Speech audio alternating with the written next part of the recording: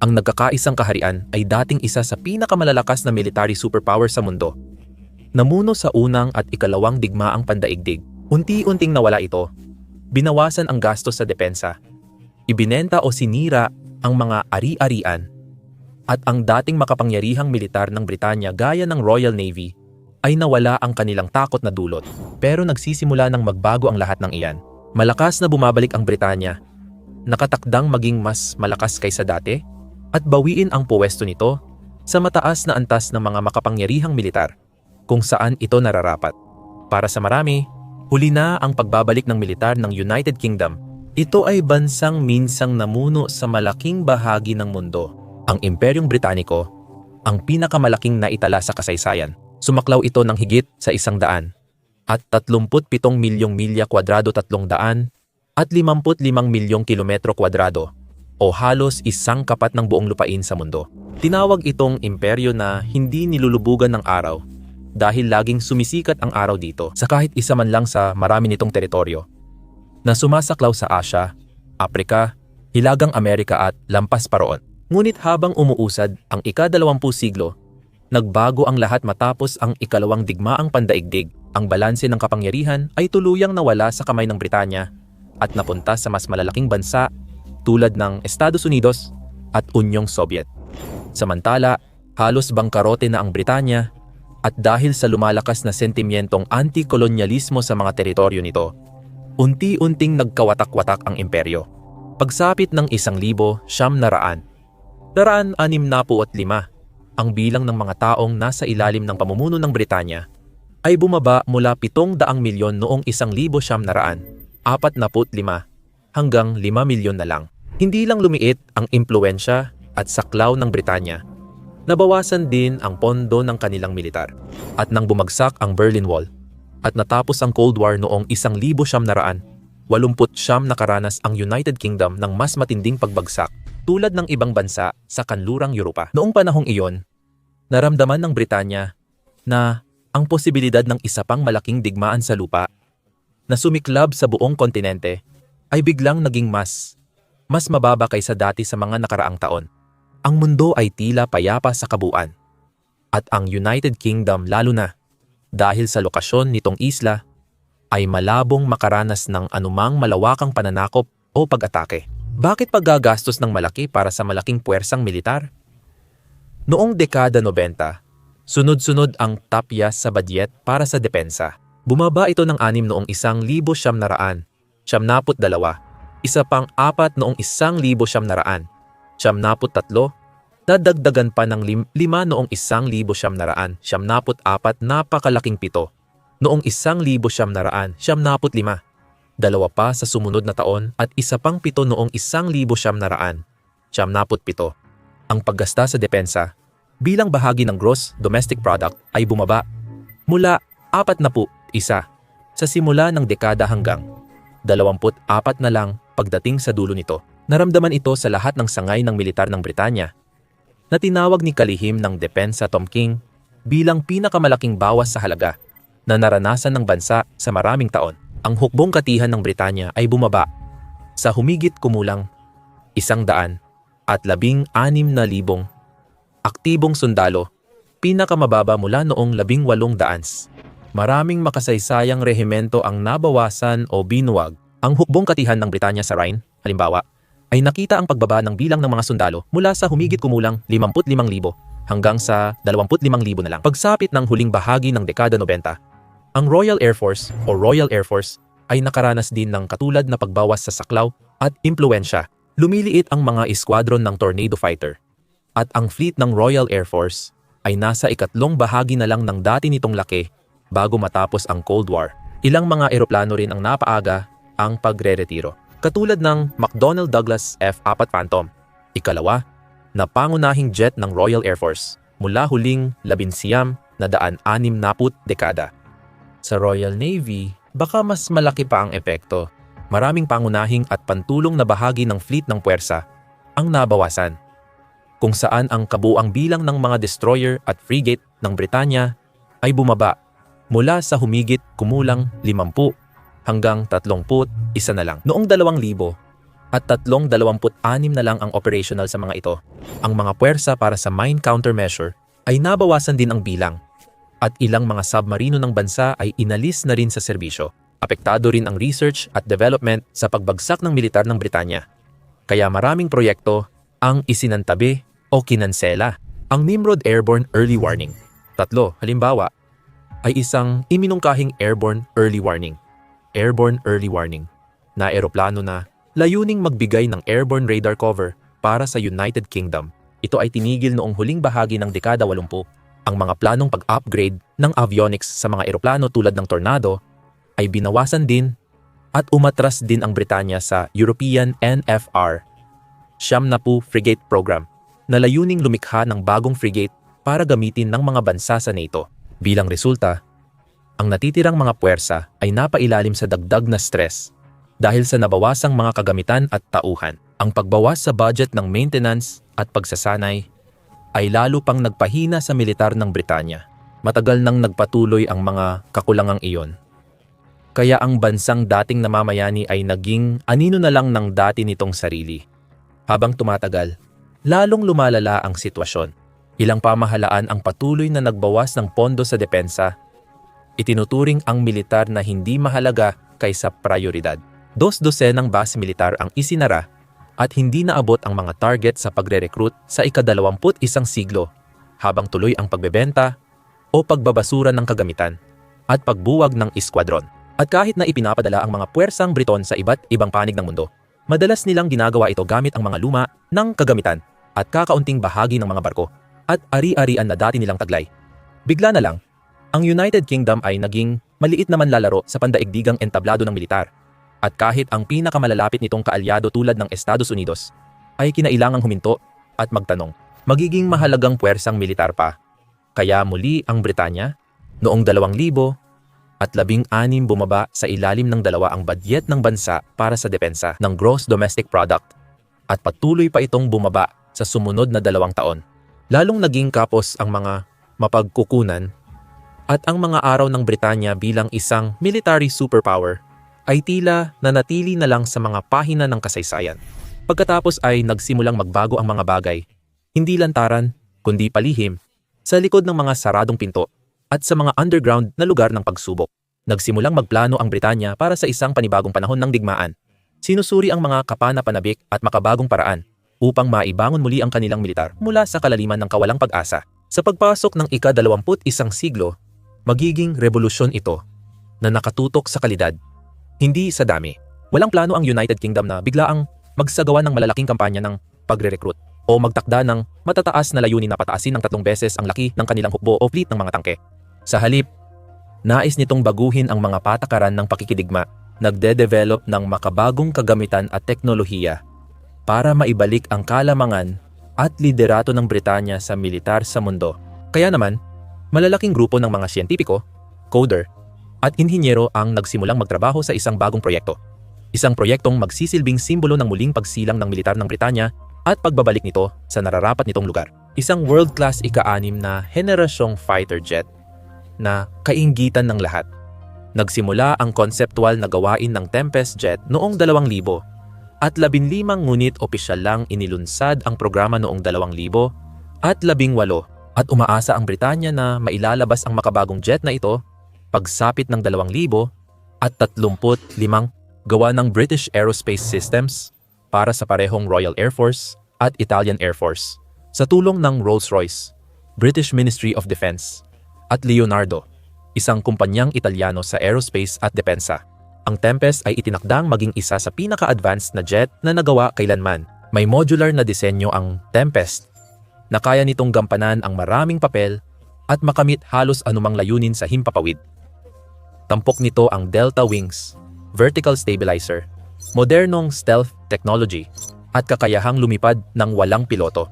Ang disenyo nito ay kinabibilangan din ng artificial intelligence, deep learning, kasama ang isang radar warning receiver na sinasabing 4 beses na mas eksakto at 70% na mas maliit kaysa sa mga kasalukuyang unit. May swarming technology para kontrolin ang drone at directed energy weapons tulad ng laser para magdulot ng matinding pinsala. Mas matalino, mas mabilis, At walang kapantay ang pag-unlad nito kumpara sa kahit anong jet na nagawa ng United Kingdom noon.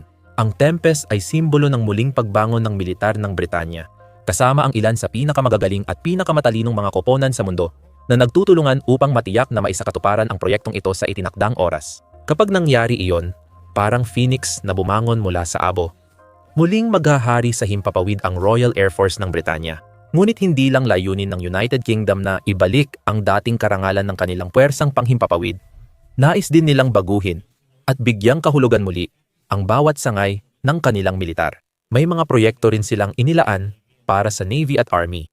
Unti-unting bumabangon ang Royal Navy at may 2 bagong frigate na idadagdag sa kanilang fleet sa mga susunod na taon. Ang Type 26 at ang Type 31. Ang Type 26 o City-class frigate ay pumalit sa Type 23 na ipinakilala noong late 1900 at 80-S, dinisenyo para sa mga misyon ng anti-submarine warfare. Ngunit kaya ring suportahan ang air defense at mga pangkalahatang operasyon. Ang Type 26 ay gagamitin ng United Kingdom, Canada at Australia. Pinangunahan ng Britanya ang disenyo at pag-develop nito, gaya ng Tempest, na magbabago sa mga patakaran ng labanan sa himpapawid. Ang Type 26 ay may makabagong kagamitan at teknolohiya sa dagat, gaya ng advanced sonar, vertical missile launchers, modular weapon base, modernong decoys, at iba pang inobasyon. Ang Type 31 ay mas lumalampas pa, na nagkakahalaga ng higit sa 300 milyon o 376 na milyon bawat unit, at pinapagana ng mga nangungunang Rolls-Royce diesel engines at generators sa buong mundo. Ang barkong ito, na Inspiration Class, ay nilikhang mangibabaw sa bilis, liksi, at tibay, teknolohiya, kamalayan sa sitwasyon, electronic warfare, at lakas ng putok. Sama-sama, ang 2 frigate na ito ay sumasagisag ng isang bagong panahon para sa Royal Navy, kung saan ang Britanya ay hindi na maghahabol sa ibang bansa, kundi mangunguna gamit ang sarili nitong mga barko bilang huwaran para sa ibang puwersang militar na tularan at pag-aralan. Mas malapit na ngayon ang Britanya sa opisyal na pagpapakilala ng susunod nitong pangunahing tangke ng labanan.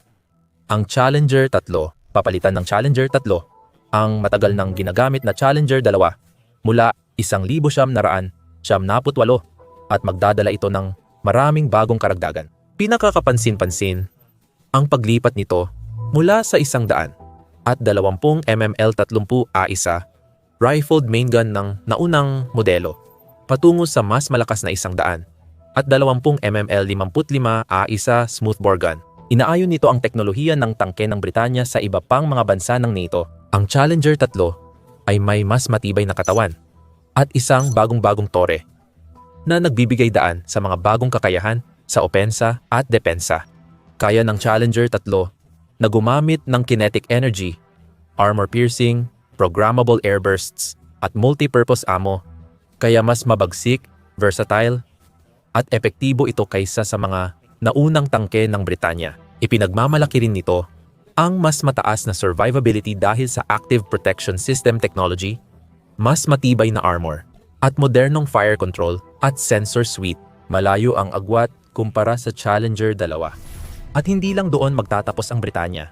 Hindi lang nito pinapalakas ang mga sangay ng militar nito gamit ang mga bagong kagamitan, kundi itinutulak din ang mga hangganan ng inobasyon sa militar.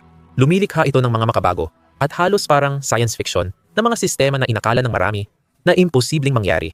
Mga sistemang tulad ng Dragonfire. Isipin mong may laser na kayang magpabagsak agad ng drone at misil mula sa langit gamit ang matinding lakas at eksaktong tama. Sa maliit na gastos kumpara sa interceptor missiles at depensa sa himpapawid, parang imposibleng totoo, pero nagawa ito ng Britanya.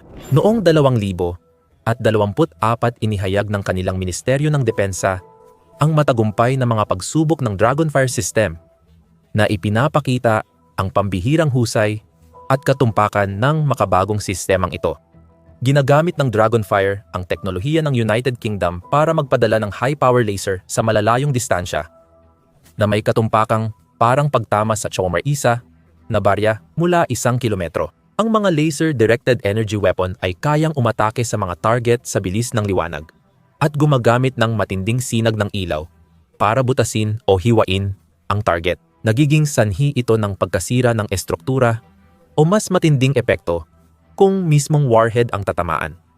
At ang pagpapaputok nito ng 10 segundo ay katumbas lang ng gastos ng paggamit ng regular na heater sa loob ng 1 oras. Dahil dito, maaari itong maging murang at pangmatagalang alternatibo sa ilang gawain ng mga misil.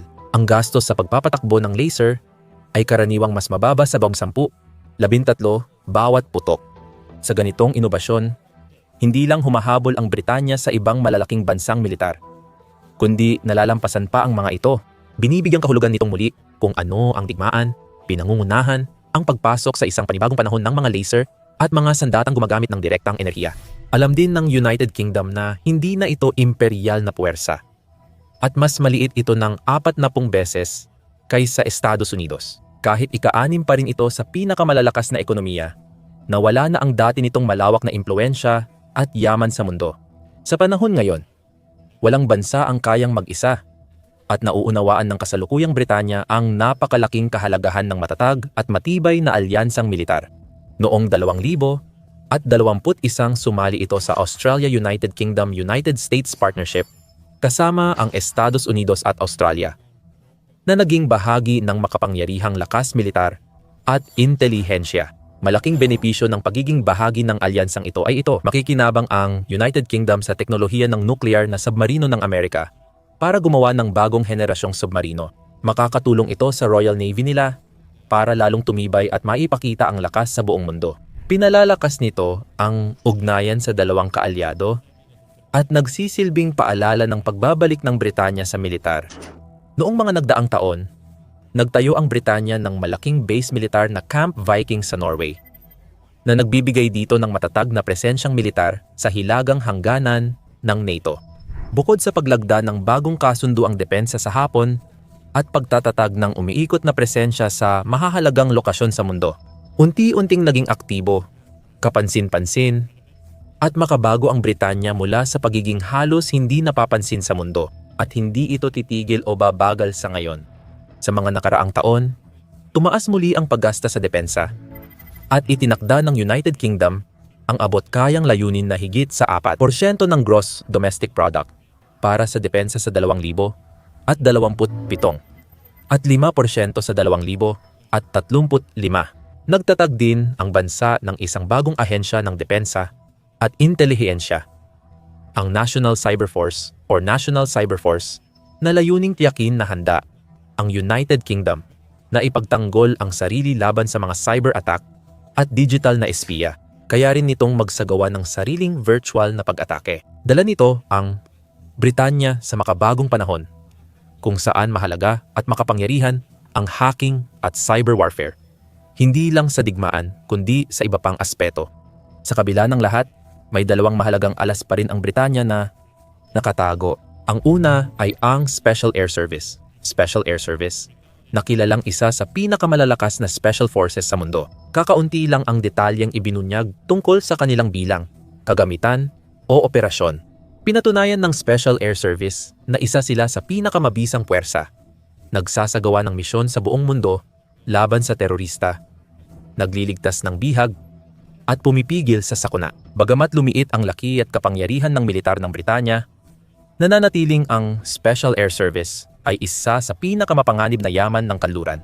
Ang pangalawa, at marahil ang pinakamalaki sa lahat ng mga bentahe ng United Kingdom, ay ang katotohanang isa ito sa 9 na bansang may sandatang nuklear sa kasalukuyan. At kahit na hindi ito ang may pinakamalaking arsenal ng mga sandatang nuklear na may tinatayang 225 warheads sa kabuuan, maaari itong magkaroon ng isa sa, kung hindi man ang pinakamahusay, na mga deterrent system sa mundo sa lalong madaling panahon. Ang Dreadnought class na submarino na nakatakdang pumalit sa Vanguard class sa unang bahagi ng 2000 at 30 ang Dreadnought ay isang susunod na henerasyon ng ballistic missile submarine na kakaiba sa lahat, na lumalampas sa mga hangganan ng stealth at survivability.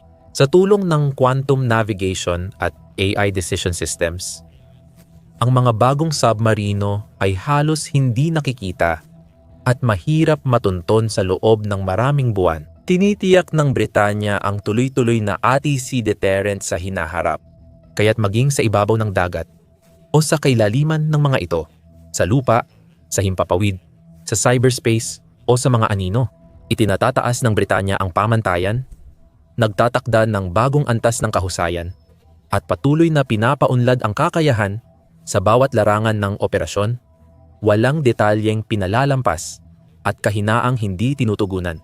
Nakatutok ito sa patuloy na pagsisikap para sa tuloy-tuloy na pag-unlad sa mga susunod na taon, lalo na sa tumitinding banta ng agresyon ng Rusya. Noong Hunyo 2025, inanunsyo ng United Kingdom ang mas ambisyosong plano para sa mga susunod na taon.